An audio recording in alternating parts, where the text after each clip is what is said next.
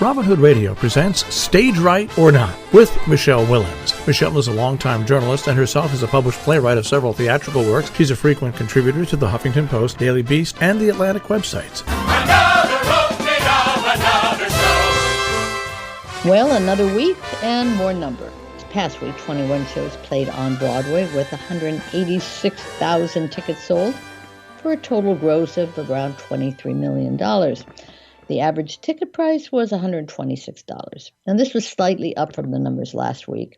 As usual, the top grossers were Hamilton, The Lion King, MJ the Musical, Into the Woods, and Wicked. No surprises there.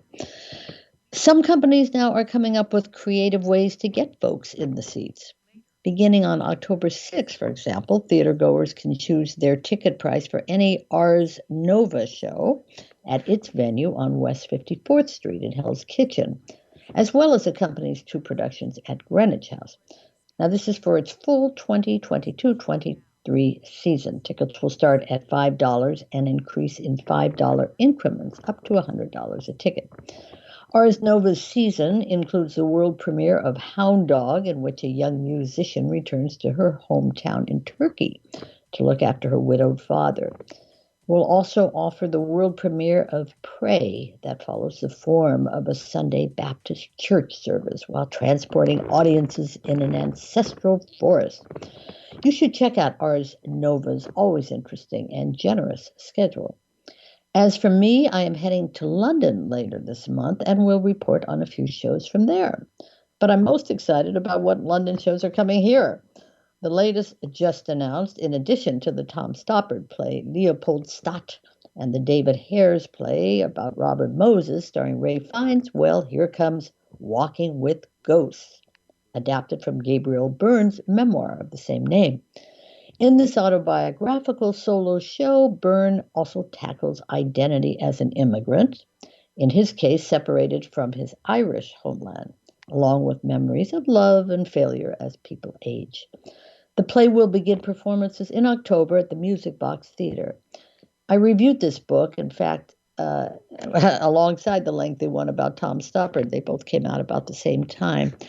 I called that article A Month of Memoirs, I recall. Walking with Ghosts is a lovely, lovely book and story. These ghosts, by the way, don't jump out of closets at you, but the kind we all carry around in our lives. More exciting news, though further off, as in next spring, when one of our best actresses, Laura Linney, will return to Broadway in a new play by David Auburn. This one is called Summer 1976. It deals with a friendship that arises between two women during the bicentennial. It'll be presented at the Samuel J. Friedman Theater by the Manhattan Theater Club, which is now, by the way, one of 4 nonprofit organizations with Broadway houses. MTC had previously announced plans to stage this play in the fall, but Linney is worth the wait. She has won 4 Emmy Awards, think Ozark, and has been nominated for 3 Academy Awards and plenty of theatrical nominations in there, too.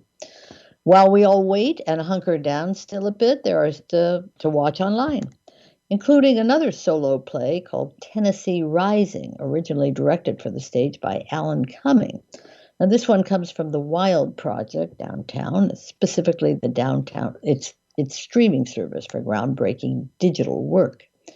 Tennessee Rising is based on the early life and career of Tennessee Williams. It's written and performed by one Jacob Storms, shedding light on the largely unexplored 6-year period from 1939 to 1945, in which an unknown writer named Tom metamorphosizes into the acclaimed playwright known as, Tennessee. This you can learn more about and order via the wildproject.org. As you must know by now, I love these memoirs or stories about theater, which is why I am currently dug into Shy, S-H-Y, a very bad title, but a rollicking journey by or about the life of Mary Rogers. She's a late daughter of composer Richard. She taped all these stories, which have been put together in a long book by New York Times critic Jesse Green. It is very juicy. It's filled with name dropping. Her relationship with Stephen Sondheim alone is worth the read. Let me apologize for a mistake last week as I reviewed very positively a show called The Lavender Men at the Skylight Theater in Los Angeles. The star and author of that one is Roger Q. Mason, not Richard. But I end on a high note here because I just visited the small Maryland town of Easton to watch a rehearsal of a coming Halloween-themed immersive show at the town's legendary Avalon Theater. This group does not call itself community theater, but rather regional or repertory. All I know is I watched and met with about 20 lovely people who all have day jobs. One of them is a city engineer for the next town over.